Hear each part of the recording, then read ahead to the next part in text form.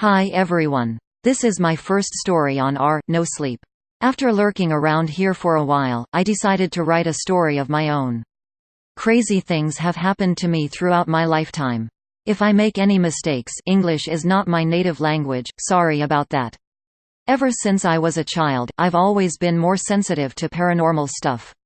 I've had nightmares, yes, nightmares that happened in real life, saw and heard things others couldn't, also creepily sensed what was gonna happen later on and had dreams about the future. There are certain entities that have haunted me for a long time. This entity is one of the main ones.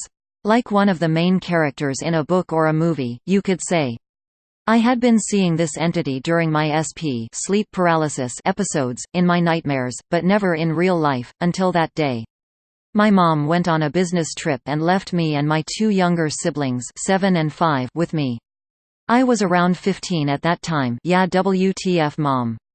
My siblings were playing in their room and I told them to shut the door because I was tired and wanted to nap. As I am sleeping, I go into SP. I can see everything so clearly, I can hear my siblings playing in the other room. Then suddenly I see Elsa, she is crawling towards the couch where I am sleeping from God knows where. If you're familiar with SP or know about it, you also know that you can't move, speak or do anything. So she sits next to the couch, her face inches from mine and smiles at me in the most creepy way possible.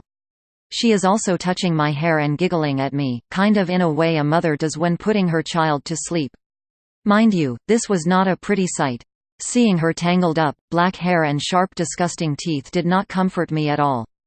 She asked me why I'm not sleeping, told me not to be scared worried. When I finally broke free from my SP after what seemed like hours, I sat up terrified. Then I saw her. She was standing near my door, smiling at me.